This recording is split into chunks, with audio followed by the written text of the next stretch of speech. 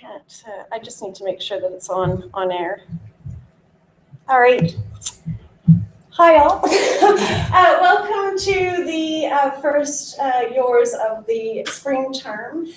Thanks to all of you for the massive turnout. And actually there are some seats up in the front area if you don't want to be on the floor back there. I'm pleased to see what great turnout there is for such a fantastic speaker.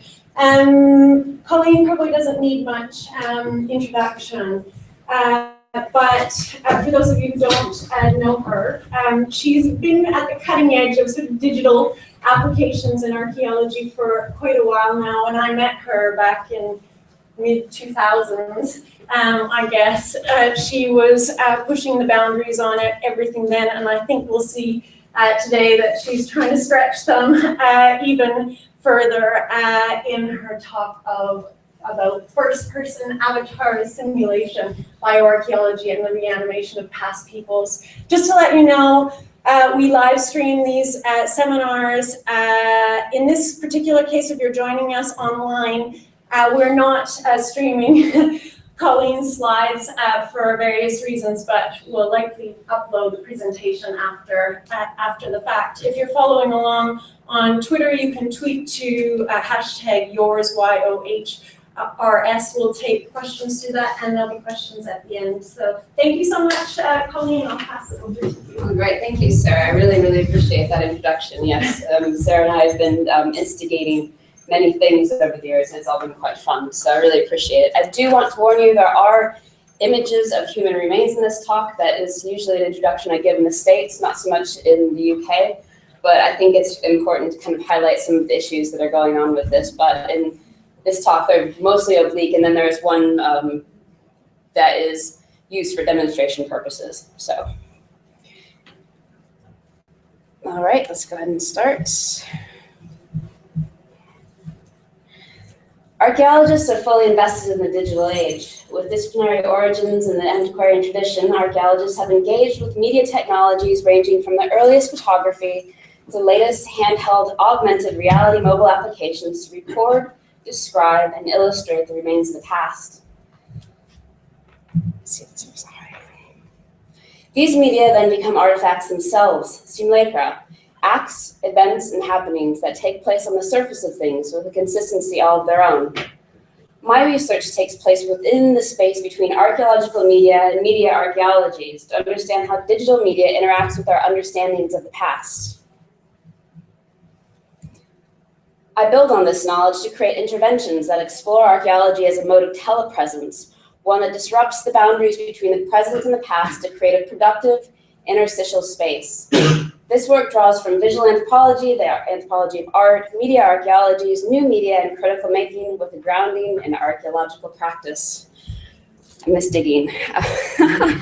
But so these are several of my projects I've done over the years, just a few of them. And this is just kind of exploring GIFs to illustrate excavation, sequencing. This is the advertisement that went out. It is blending together a past and present. So some of these are a little bit more interventions into showing people how to see as archaeologists. And some of them are a little bit more lighthearted. The good old Godzilla destroying a site in Qatar called Fuwairit. And this is a part of a photo album that I made in 2010 for the Berkeley Tag that intentionally took very bad iPhone photos and then printed them out to redisplay within this photo album. It felt very edgy in 2010. It was like really cutting edge. This is actually a more recent thing. I like to do a lot of light writing as well. This is in Kings Manor and is of Dan, who's in the front row. And so I just like to really play with the idea of presence and do things with digital media, but out in the world as well. Okay, this is a machinima that I'll show a little bit later, and I will explain machinima. And this is a 2008 exploration of augmented reality in place at the San Francisco Presidio. That if you can barely see it, behind it there is a outline of the original footprint of the fort, and we're able to actually upload a picture that would give you information at that space. Again, very cutting edge, but just a few of the things that I've been involved with over the years. So my thesis, Emancipatory Digital Archaeology, built the foundation for this work in bringing together new media theory to understand how digital technology can shape inquiry in archaeology. I created 3 digital artifacts based on archaeological interpretations, traced their object biographies through multimedia-based Vic description, Geertzian style. These 3 digital artifacts, based on interpretations of archaeological excavations at Çatalhöyük in Turkey and Diban, Tal Diban in Jordan, were a digital photograph. This is the teapot that I used. Yes, I did have a whole chapter of my thesis about a teapot. You can do it. A short video and a 3D reconstruction within the virtual world of Second Life. I examined the place of digital media in creating narratives regarding cultural heritage, taking into consideration the multiple contexts digital objects can inhabit, as well as authorship, making as knowledge production, multivocality, and transparency of process. But I was investigating digital media in the context of anthropology with a focus on materiality. Questions regarding blended media types, the authority and authenticity of digital artifacts, and the slippage between interpretation and representation emerged from this research.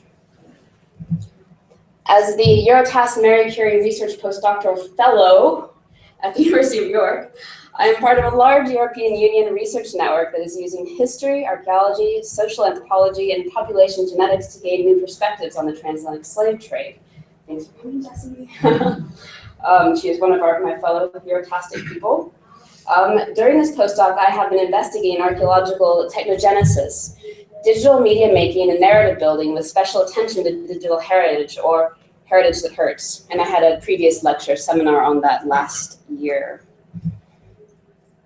But my research also involves acting as a liaison between large genetic research centers, including the Center for Geogenetics at the University of Copenhagen, Decode Genetics in Iceland, and more broadly with Bioarch here at York. Collaborating with ancient DNA researchers, bioarchaeologists, and the strong digital heritage community at the University of York generated my interest in investigating the space between digital media and bioarchaeology. As we expand archaeological interpretation to include virtual reconstructions, we must attend to the sometimes uncomfortable virtual embodiment of past peoples. As the fidelity offered by DNA analysis and advanced bioarchaeological methods meets photorealistic visualizations and augmented reality, representations of past peoples enter a close, haunting verisimilitude. This is great. This is Roosevelt, and they actually got an actor and mapped his face, and then were able to actually have him give one of his speeches.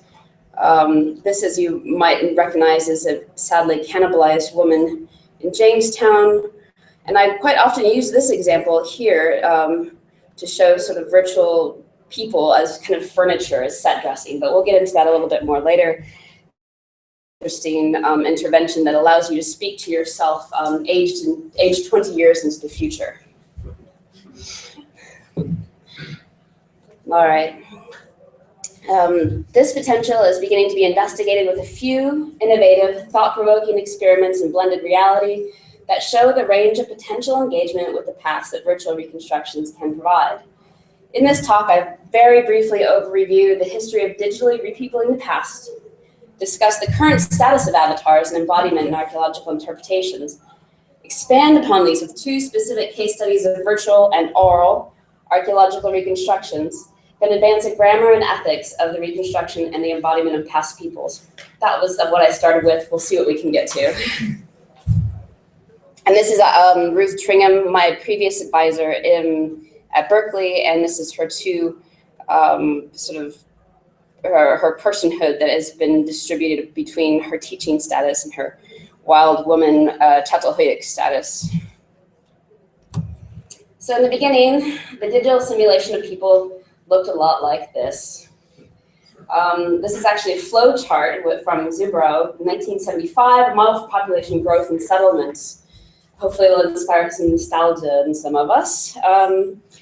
So the digital simulation of past peoples can be traced to the earliest uses of computers in archaeology.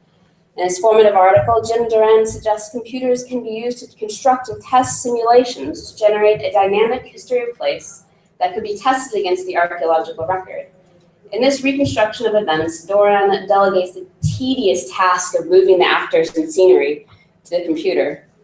Modeling past behavior was intimately tied to quantitative, formal methods in systems theory and archaeology. Sometimes it still is. Early simulations were used to model settlement, population, and exchange processes. This is Hodder 1978, old school Hodder.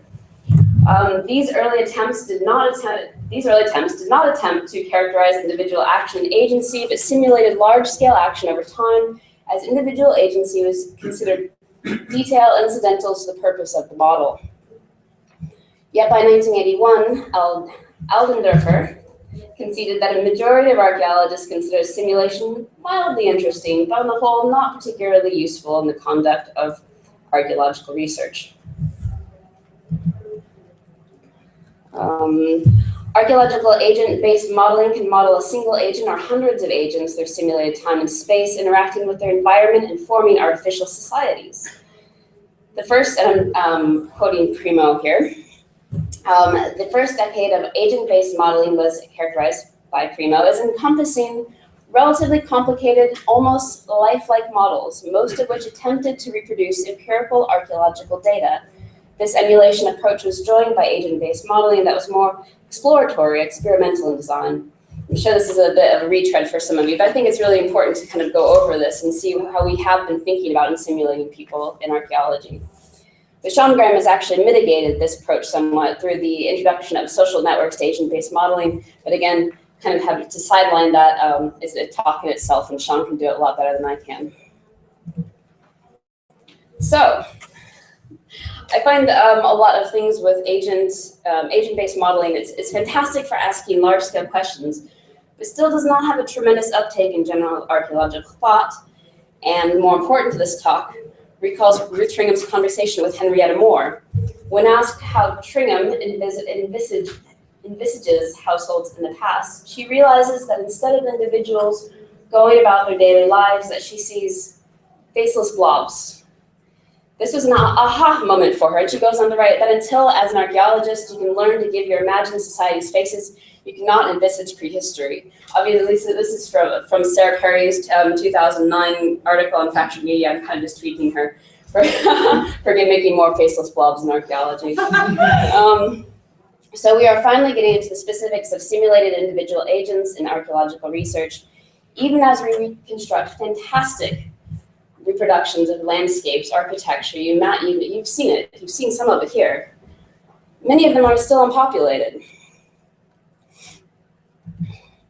I'm sure you're familiar with this. It's a still frame shot from the prize-winning 3D reconstruction of 17th century London before the Great Fire. People seem just out of frame, just out of reach. They're referenced by the clothes and the food and things on the street, but it's completely unpopulated. And this is a Danish reconstruction of the Viking Age settlement at Tissot. I think I'm saying that right. Archaeologists have tried to inhabit their models, but here people are actually present. But again, they're kind of virtual furniture, used as set pieces in museums, and they have a kind of a rote, dictated response. They're almost animatronic. They grind the mortar and pestle forever. Interestingly, both of these reconstructions, while absolutely fantastic, and I can't actually fault them or probably match them in any way, are fly-throughs. And so they kind of zoom us past any kind of detail and take us through it as a Aladdin's carpet journey into the past.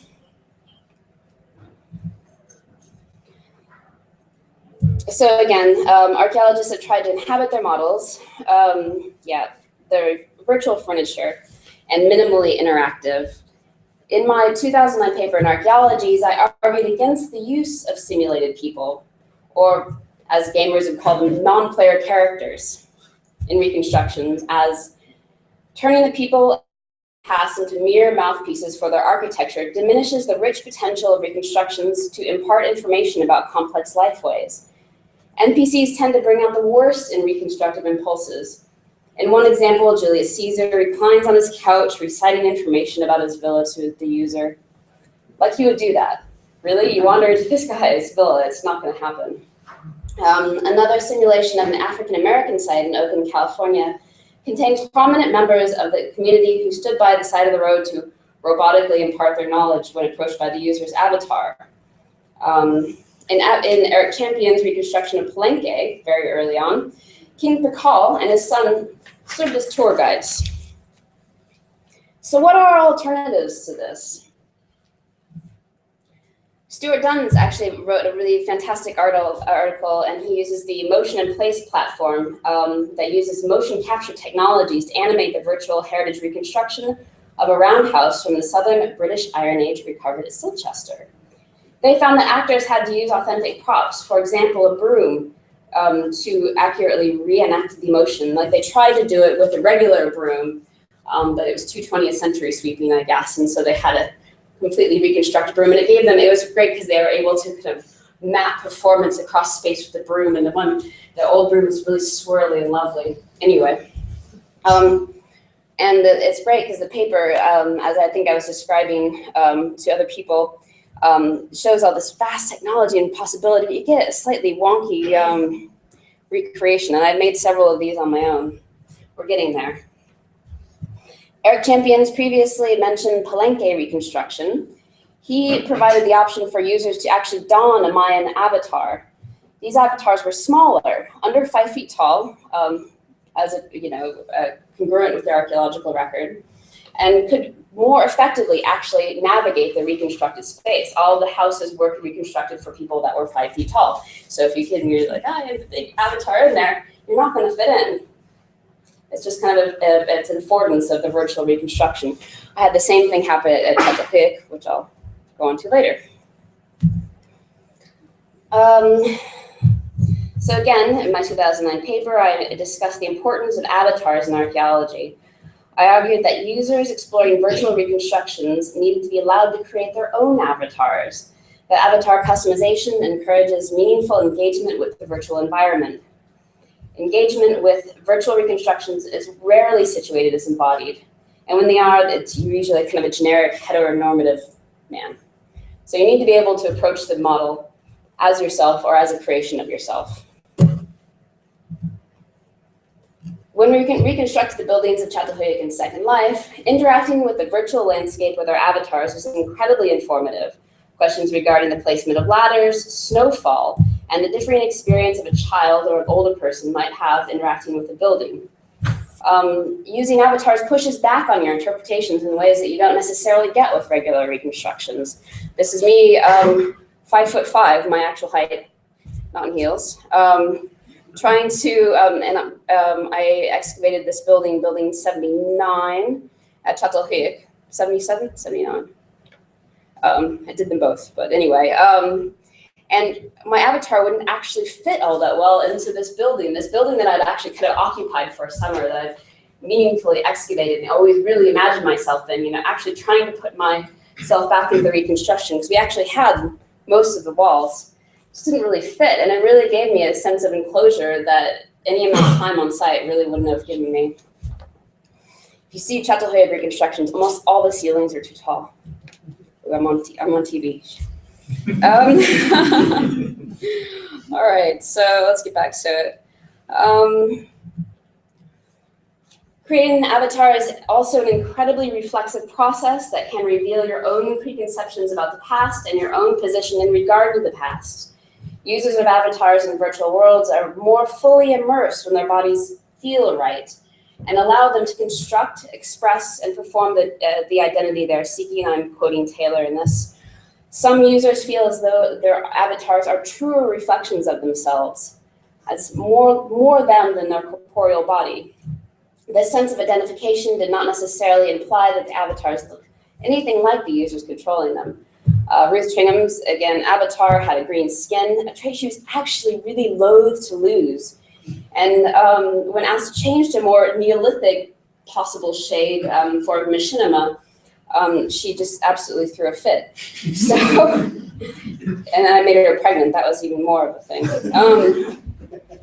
So Ruth's avatar represented her in-world self so evocatively that she started using the representation in other media for lectures and for her Facebook wall.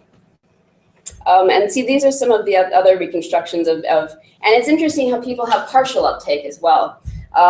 These are two of our students, our main students involved in the reconstructions, and we have based some of our clothing options on previous reconstructions done by Katie Kalaki and John Swager, with actual, these are little stamp seals that are found on site, the decoration. But obviously, I mean, I don't think they had really banging combat boots in the Neolithic. They might have. But so again, you get all kinds of people here. We're actually looking at a skeleton in the crouch position that's been displayed by one of the students. And we have Batman here, obviously, Ruth, and a couple of generic avatars that you'd only know if you were part of the thing. And obviously Noam Chomsky. So some people actually go to great lengths. I doubt he created this avatar himself, but go to great lengths to have very, very similar avatars. But what happens, again, when you move beyond a representation of yourself to playing someone in the past? So I'm going to provide a little bit of context here. The virtual reconstruction of Çatalhöyük in Second Life was built in 2007, but did not remain static. We changed almost every single aspect of the reconstruction over time. We added more realistic mud brick textures to houses, covered the structures in snow and icicles, burned it down, populated the island with animals that we knew were there from the archaeological record, including owls, rats, dogs, sheep, goats. Try doing a search for that. Vultures, pigs, and an auroch in the swamp.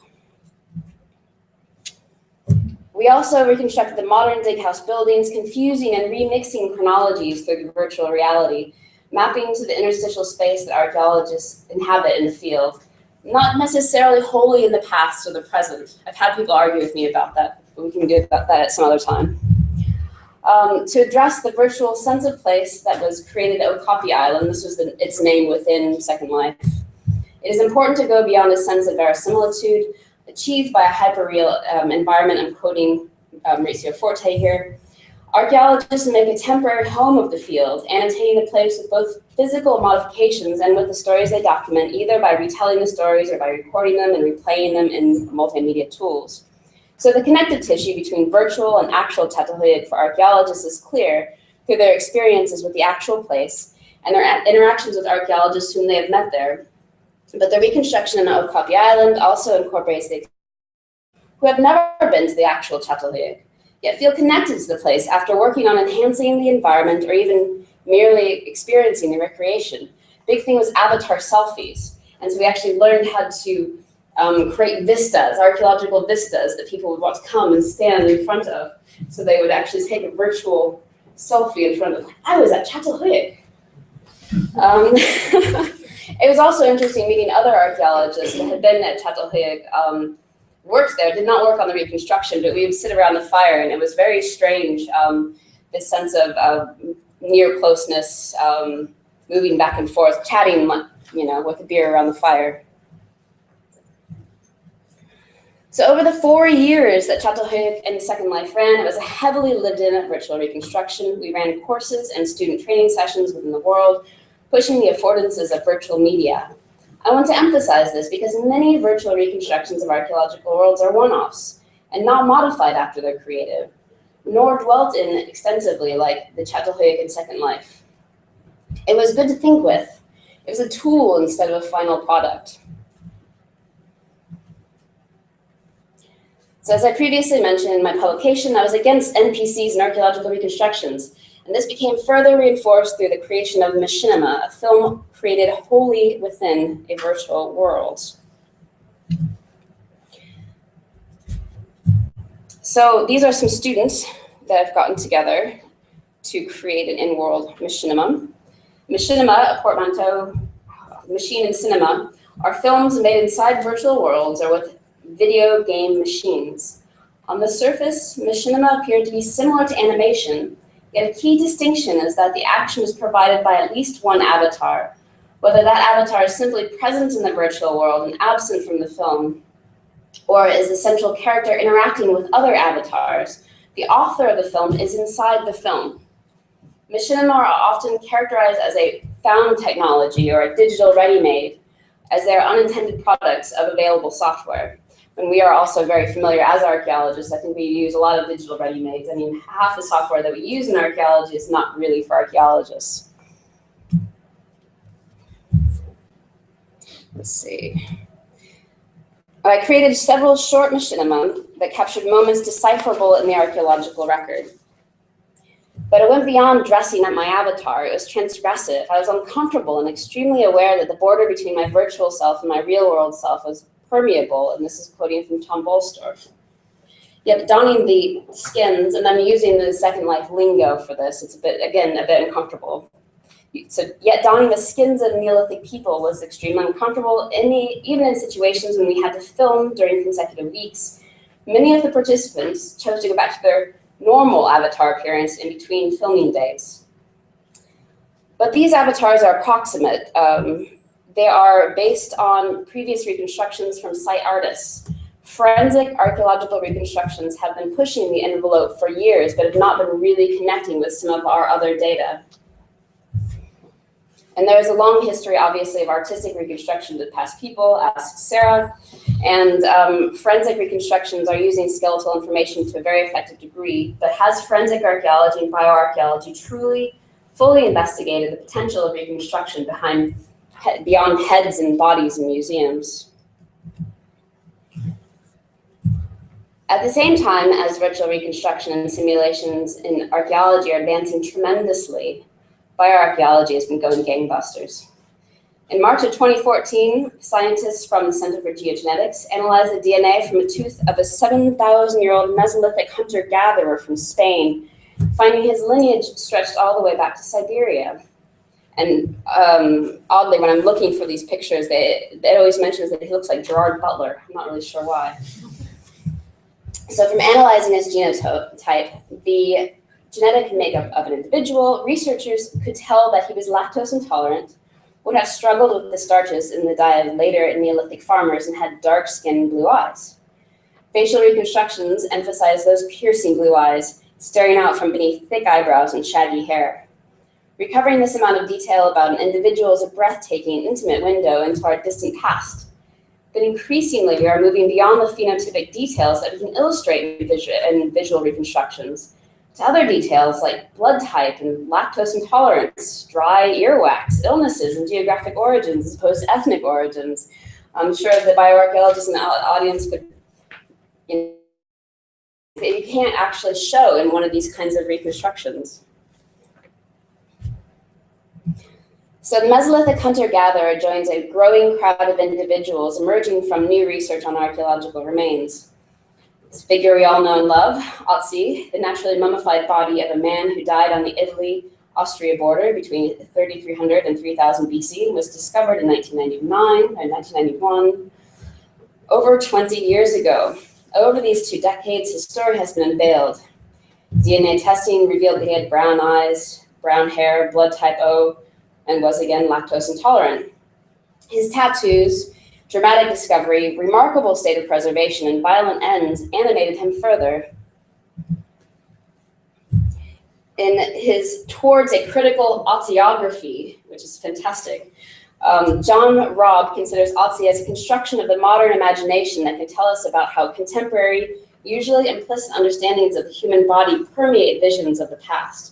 He speaks of the need to name Otzi, to repersonalize him, and it reflects how social persons in Europe and North America are equated with individual bounded physical bodies. Giving Otzi a face suggests a living person, and DNA is regarded as a necessary part of individuation. I'm quoting Rob here. Not only to assign a specific identity to the dead, but as a way of constructing a sense of relatedness to the dead through common ancestry. I quite like all of these other sort of pop culture reconstructions. We have Brad Pitt with his Otzi tattoo, and this interpreter / reenactor who felt the need to make his own Otzi replica. This is actually of the Iceman, I believe. He kind of snuck in there. And this is a Second Life skin of Otzi, which is deeply accurate, as you can tell, leopard gown included. But yes, somebody has actually created a version of Otzi to walk around in as their avatar. This actually I find quite interesting too. It's from a screen capture from YouTube that some people have been making their own reconstructions. They don't really like or trust the reconstructions of scientists, and so they actually take it on and they show the whole process through their pen, digital pens and things. It's really, really interesting. Okay, this guy. The controversial 2012 discovery of Richard III under a parking lot in Leicester and his explicit gory fate blows that drove his crown into his head. And I'm sorry, this is where I'm using the the skeletal remains. Is also caught the public imagination. It has become apparent that he ground his teeth with stress. He has tooth decay. He has tartar. I mean, the fact that he has tartar made it into a news article. I think that's fantastic. I think the reconstruction of Richard's kind of cheating, though. I mean, honestly, really. And he hasn't actually quite caught the same reconstructive impulse. It has only been a couple of years compared to the 2 decades of Otzi. But perhaps because he already has a known face, and I don't know, he's kind of a known figure. Anyway, so these are just 2 examples of growing the archaeology of individuals. Fidelity that we were once only able to achieve with bodies in remarkable states of preservation can now be ascertained from a tooth or a lock of hair. The politics of visual reconstruction in archaeology, again, is not a new topic. Sarah Perry, Steph Moser, and Meg Conkey are among the several people who have challenged our methods of representation of the past. But as we move into the digital reconstruction of past people, we can augment these visual reconstructions with very specific sensorial information. Right, voices recognition. I'm happy to say that Alexis here is in the audience. Last year during Sarah Perry and Anthony Massington's excellent Heritage Jam, Alexis Pontos, Stuart Eves, Sam Kinchin-Smith, and Carrie Hoffman and I reanimated the York Cemetery through an oral intervention. We created a geospatially located soundscape that corresponded to the different areas of the cemetery. Blank spaces usually had mass graves, and we were able to reflect this through a growing cacophony of voices, because when you go through a graveyard, you actually locate the tombstones, and while we gave each of these individual voices, it wasn't disambiguated from other voices. You heard a groundswell, but when you got closer to the tombstone, that voice came up. And so that was really interesting for us, because you could actually do things like the big blank spaces, which we knew were mass graves, which I didn't know were mass graves unless I was told, but we were able to not necessarily identify individuals, but have a cacophony of voices come up to indicate their presence in the dirt. Let's see. I'm going to actually try to show a little piece of that inadvisedly, because multimedia hardly ever works.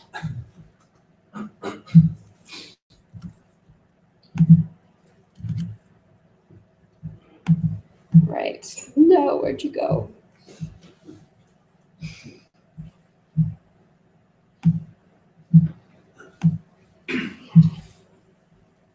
Ooh, it's ghost-like. I kind of like it. Can you see that? Oh no, it's an overlay. Oh well. And the sound's not coming up. There's no sound.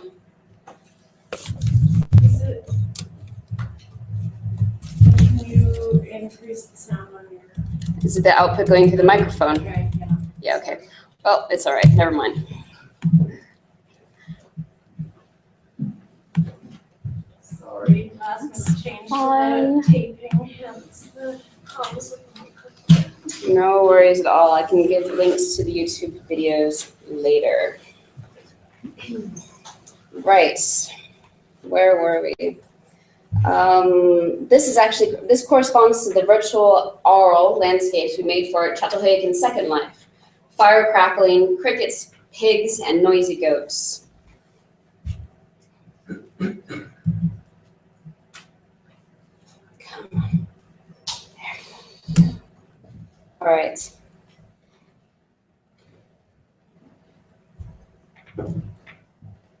So So now we have reconstructed humans, reconstructed landscapes. How do we take advantage of the increased fidelity of bioarchaeological and other archaeological sciences to bring detail to these reconstructions?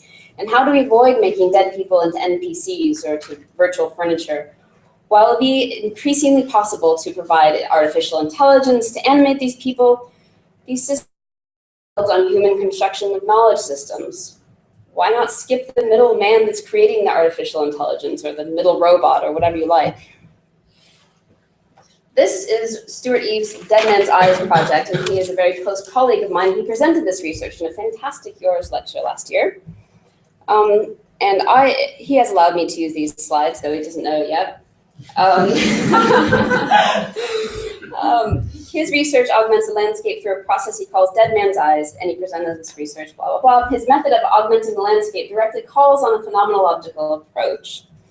As you can see here, he has reconstructed these Iron Age huts in the landscape, and you can only see them through augmented reality apps. So can we marry avatars to this sort of method? Can we actually use avatars to push back on this landscape? Can we actually use bioarchaeological information to push back on our ideas of phenomenology and how we interpret the landscape?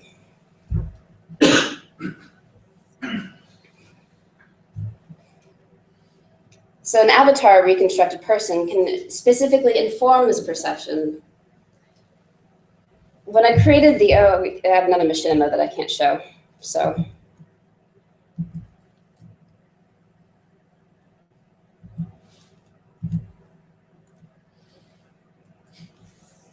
Right, let's skip to, all right, there's another machinima of an older woman back on the second slide. Let's go to it, why not? Yeah.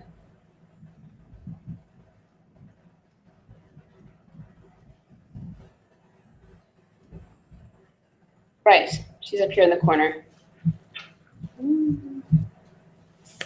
Okay. When I recreated this machinima of an older woman weaving baskets by a fire, I was immediately suspect of my own impulse. My avatar was kneeling by an indoor oven, using the light from the fire to weave a basket. Seems simple enough. There's no narrative action, just this small moment in time that is actually decipherable in the archaeological record. We find basket impressions, and we find remains of ovens and that. We find knee prints in front of the ovens. I attempted to make this machinima very simple and directly linked to the archaeological record. Still, this small scene represented a large amount of work in modeling individual artifacts and actions, not to mention navigating the confusing array of questions that emerged regarding my assumptions. Why is she weaving baskets at night when it's hard to see? Why is she inside? Her clothes and the sound of the cicadas outside seem to imply summertime when it is assumed that people slept on the roof. Why did I assume the basket makers were female? Why did I do anything in this reconstruction? Even at this crude level, she was resisting me, this resurrected, imagined woman. So there was a torso of a woman buried at Châteauhut, the very last burial in Building 49, and she had arthritis.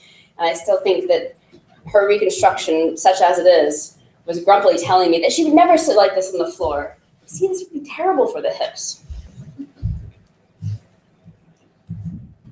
All right, let's move ahead in time. So while we had the various members of our Heritage Jam group speaking the line for the Voices Recognition Project, research on reconstructing vocal cords in Neanderthals, and I believe by John Schofield, could lend voices to our avatars. Oh, it's not going to work. Okay, never mind. Right.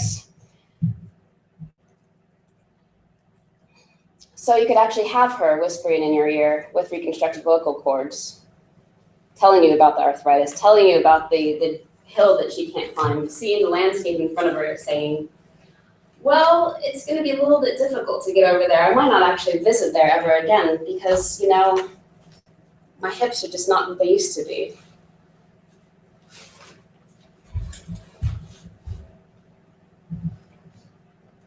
By this time, I hope that I have thoroughly creeped you out.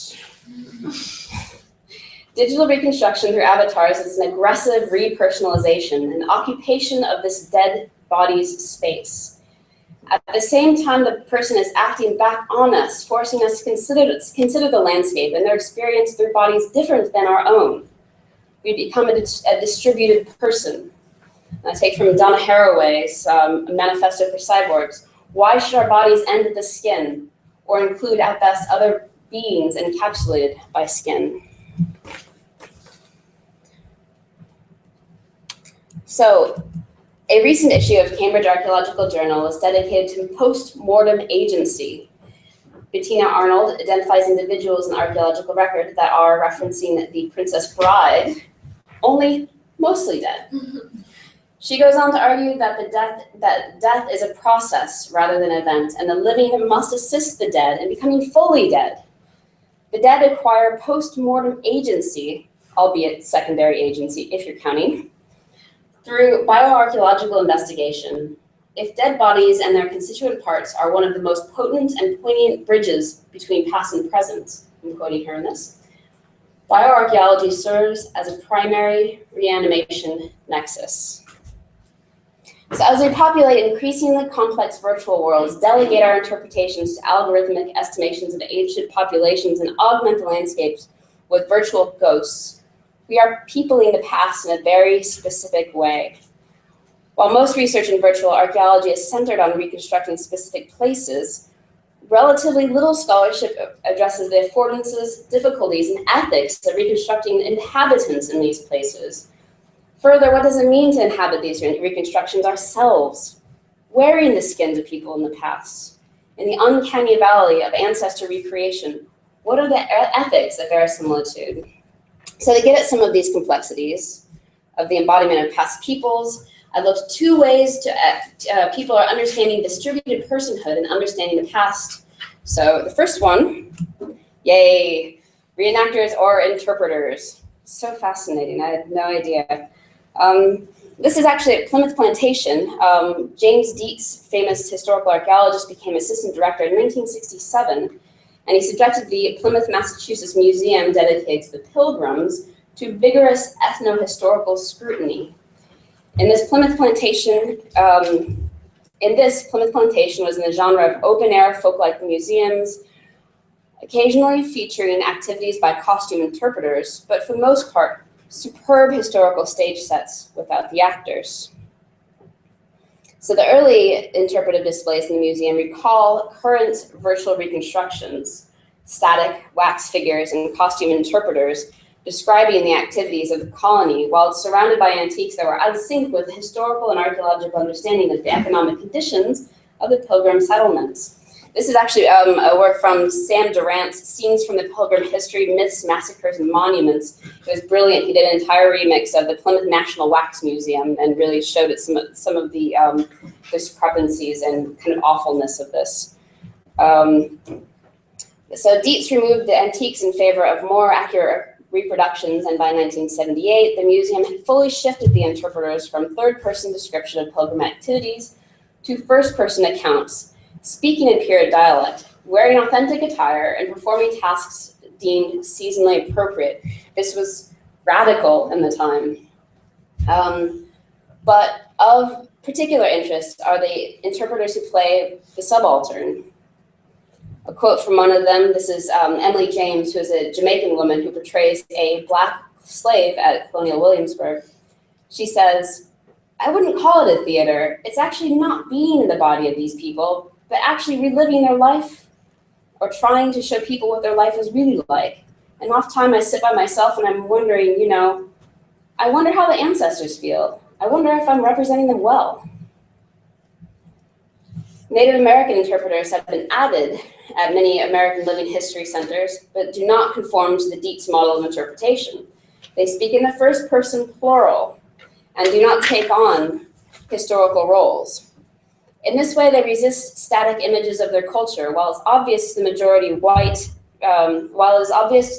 white visitors to the Plymouth Plantation that the Pilgrims take off their costumes and go home to the 21st century, they assume that Native counterparts are temporally static. Their disruption of first-person interpretation reflects the Native Americans' disruption of first-person interpretation reflects their concern with incorporating temporally subsequent losses, erasures, and marginalizations that make it impossible to simply undo history along the line to a certain past point. When we reanimate people, are we making them static once again? Are we erasing the subsequent structural violence? What does it mean if you wear the skin of somebody, of a Native American, of an emancipated slave? So the other way I've been trying to get at this, and I always, when I do these slides, I always like look for the nerdiest looking like virtual reality person here. So fantastic. So when Brown and Cairns attempted to define the concept of immersion, they found 3 levels of involvement with rising intensity. The first level, engagement, has a great deal to do with gamers' preferences and the willingness to invest time, effort, and attention into playing the game. The second level is engrossment, which relies on the construction of the video game. At this level of engrossment, the gamer has invested a large amount of time, effort, and attention into the game, and it's reflected in their emotional investment. Gamers want to keep playing, their emotions are directly affected by the game, and they can feel emotionally drained when they stop playing. Finally, what Brown and Cairns called total immersion causes the gamers to be cut off from reality to such an extent that the game was all that matters. Crucial to this sense of total immersion was the need for empathy for the characters and relevance of the construction atmosphere of the game. So in this way, I'm using scholarship on gaming and embodiment in gaming to complement reenacting literature to try to understand what it actually means to embody the past. So building on this qualitative work are quantitative studies that use galvanic skin response, eye tracking equipment, among many other things, to measure the bodily responses of gamers during play. Correlating this information collected by the monitors of valence and arousal with self-reported subjective experience, Knack and Lindley found that the more challenging gameplay caused joy more often than victory or success. Even with increased knowledge of elements within the 3D environments that afford the sense of immersion, the specific attachment of a gamer with a game is deeply subjective, as it depends partly on how much the gamer decides to invest in the game.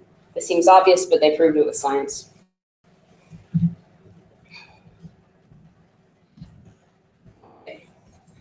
So the creation of avatars and the subalterns come under scrutiny, primarily by Lisa Nakamura, who notes that when users create or choose avatars on the internet, they are choosing to visually signify online in ways that must result in a new organization and distribution of visual cultural capital.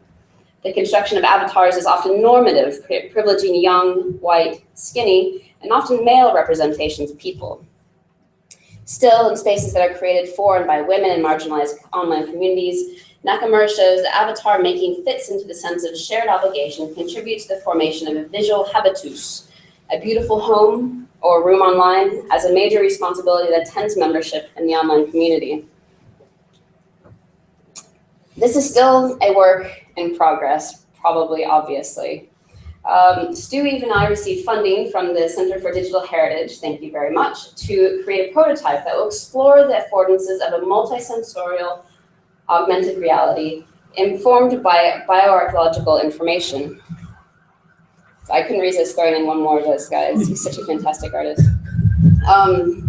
We hope to add other lines of evidence to this augmentation as well. Zoo archaeologists, everyone. I want this detail that we're able to get about the past.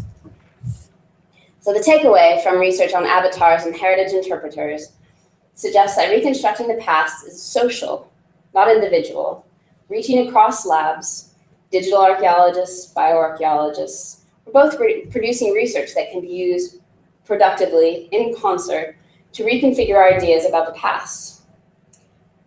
I hope this talk has helped us think about the possibilities. Thank you. Thank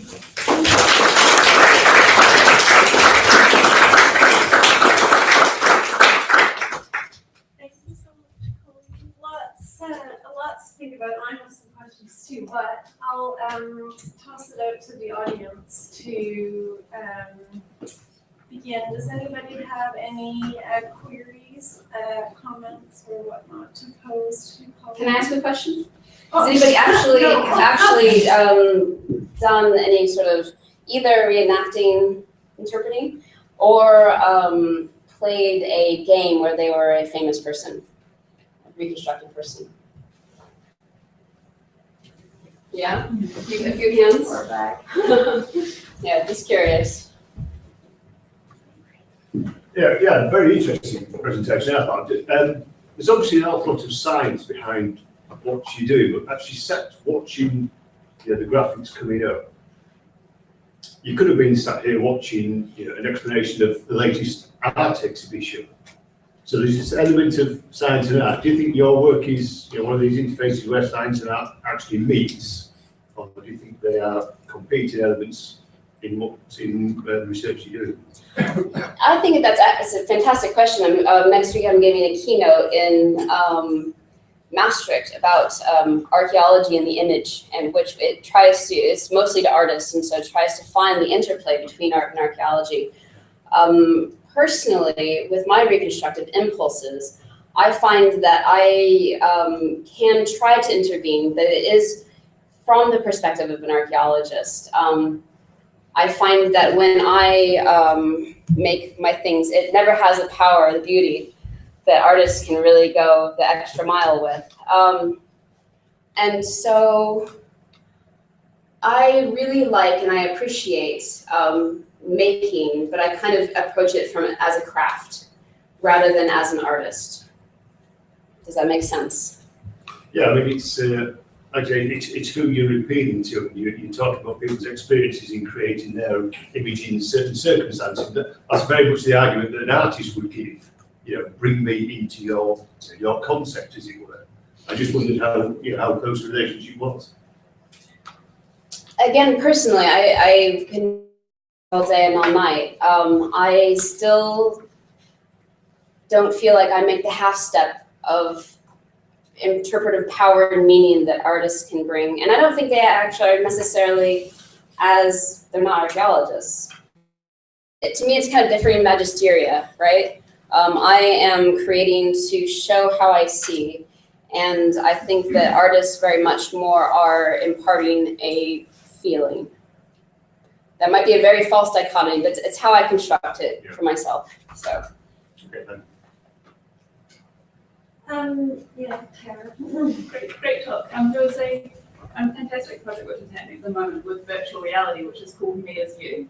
And you have two people wearing Oculus Rifts, and you basically get this experience of embodying the other person by sort of pushing and pulling between haptic devices into the visual feedback display.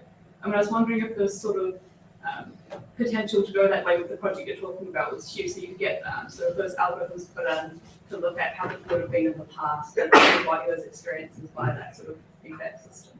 So would that be, would I encounter a skeleton? Would I encounter an archaeological artifact? I think it's really interesting.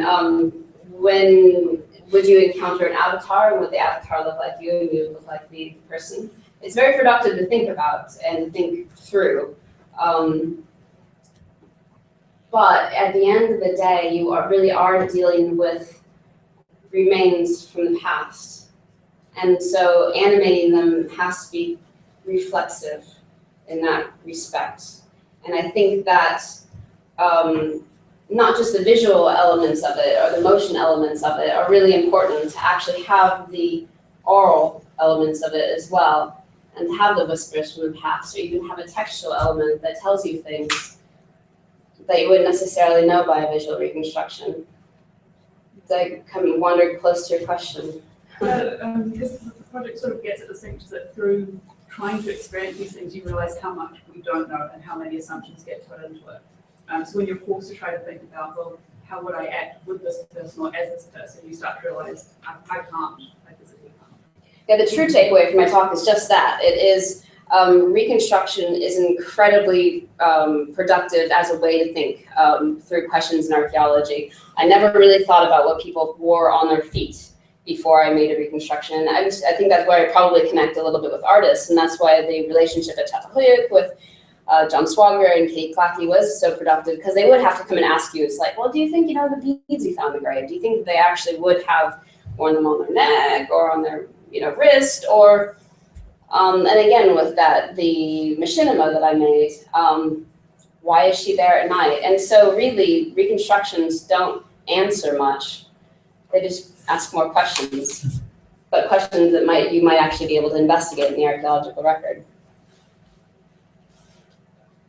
I had a kind of semi-formulated question. I'm not entirely sure how to ask it, but given that I'm the ethics officer for the department, I was trying to figure out how you would apply for ethics clearance to go through this research. And obviously you're kind of deeply, sort of critically engaged with it. So you're already thinking through these processes, but it made me start to wonder how we kind of shift the nature of the sort of ethical bureaucracy to kind of grapple with these sorts of questions. And I didn't know if you, like with your CDH application, had to go through some process like that already, or have been thinking about those larger, how the larger kind of institutional ethical dynamics correspond with what you're talking about.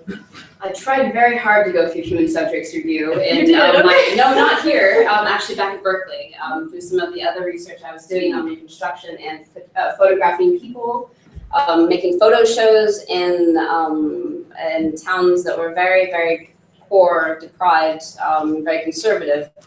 They weren't interested really, to be honest.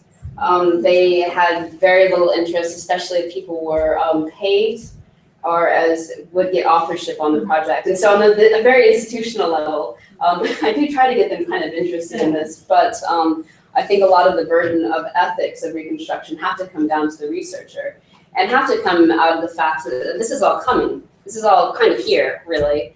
Reconstructing people, wearing avatars, playing as people in the past. I think we have to have a creative intervention into that and actually try to come to grips with that and actually try to illustrate some of the problems and ideas that we have with it. I'm not really sure if I think I did say grammar and ethics of construction at some point, but I don't think that there necessarily is yet. I think it's a provocation at this point, and then we have to kind of figure out where we go from here. Any last thoughts, Steve? I mean, I think we're used to the role of reconstruction as a way of identifying gaps in our knowledge. Sure. I've been in countless conversations with people saying, let's look at it from this angle because we've no idea what goes on over there, or let's look down because we don't know what the roof was like. But the problem, not the problem, but the issue that he raises for me is whether introducing people into a reconstruction in whatever form, virtually or actually helps social interpretation or hinders it. And I guess my background, the back of that question is, it hinders it. and I'm always struck by looking at, say, architectural presentations, where the people are non-people. And I think that's both interesting but right, because what those architects want you to look at are the buildings and not being distracted by the people. So the idea that kind of somehow having virtual representations of people empowers your reconstruction, for me is perhaps misguided, and what it does is deflects your ability to actually interpret. Well, I think that we're maybe talking about two different sort of aspects of interpretation here, in that you're, maybe correct me if I'm wrong, thinking of it as kind of what you would put into a report, right? You would have an illustration, and that's what it would be, and it would demonstrate to another archaeologist what exactly went on in this archaeological investigation. And I was kind of trying to show that at Çatalhöyük in Second Life, it was kind of a report that lasted 4 years long, and that we all kind of made up together and to each other. And that actually putting bodies in the reconstruction gave us a lot of things, because I've made untold amounts of SketchUp things. I've made pretty much most kinds of virtual visualizations of things you can possibly imagine. And I could actually make a really solid argument for that virtual fly-through of 17th century London. That is great, because it does look like people just stepped out of the frame. But I think we have to do something. And whether that visual impulse is, I mean, humans always do get in the way of our very nice reconstructions. But I'm going to nod at this one, saying you can have more figural sort of things. You can suggest, you can make ghosts. But I think you should do something. You should actually show that there were people living in the past in these virtual reconstructions, because we have that ability. You're not convinced? Well, just because we have the ability to do it, doesn't say we have to do it. I mean, if you want to talk about the reality, lots of rooms are empty most of the time, for instance. They don't. Absolutely, and I think that's, again, kind of the power of machinima as well, is that you can show the room empty, and then you can show people passing through it, and then you can actually show them interacting with the light in the space. And I think at the end, it's just what you're looking for, what you're trying to get out of this reconstruction. If you are actually trying to understand how a whole family of 5 people could have actually been in this house together, versus just trying to understand, like, well, where is the foundation trenched and where is the wall constructed from? And so I find it incredibly productive from that, but just try it together sometime. Did you have a question? It's sort of a question slash comment. What kind of came to my head when you were talking is a lot about, especially when you're talking about Otzi, is it Otzi and Richard III, sort of the idea of an archaeological celebrity, like we have the celebrity dead, in the same way that we have normal celebrities.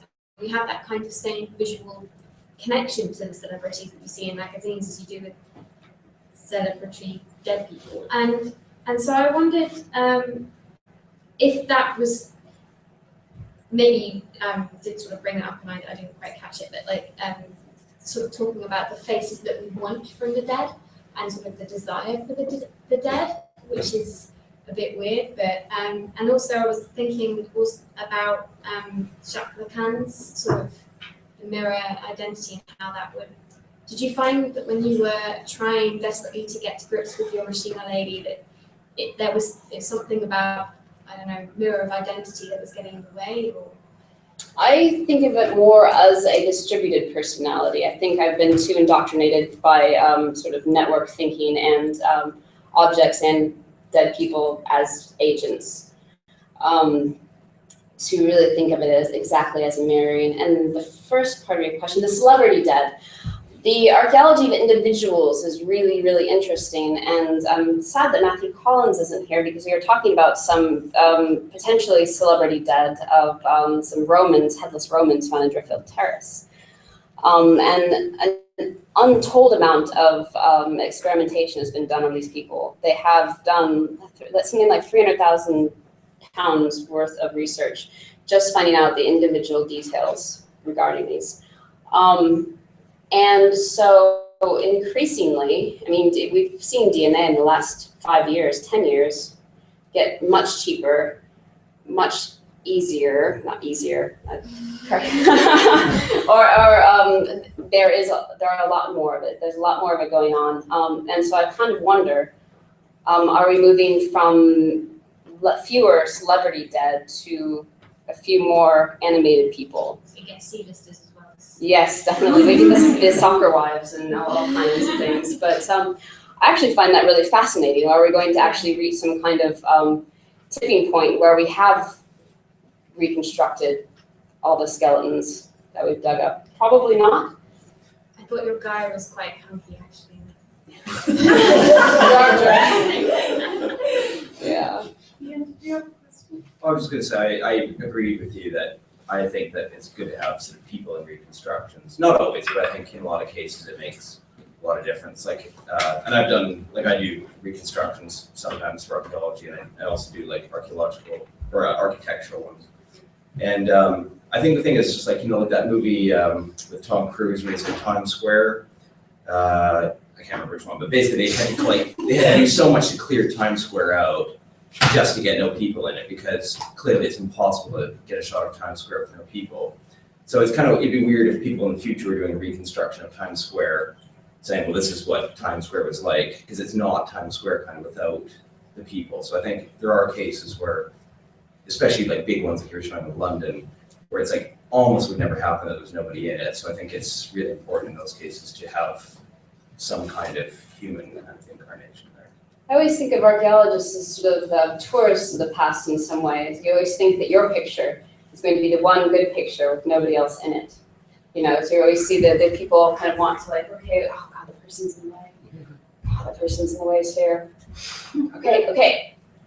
You know, there's your picture. And so I definitely agree with you. But I like the idea though of an empty Times Square and there's an empty LA series as well that the person had to work really hard to get. I think it was Time Lapse actually. But again, I think it reconfigures how we see the space and how we understand the space. We understand that it's empty because it is usually so busy. Wonderful, that was a lot of questions. So, did I miss anyone else? All right, thank you so much, Colleen, for a very interesting and provocative talk. I think we'll look forward to seeing how your project We'll see. evolves, and maybe there'll be a Steve is future right, it's a yours. failure, it's a failure. Thank you everyone for joining us, and thanks especially to Colleen for a great talk.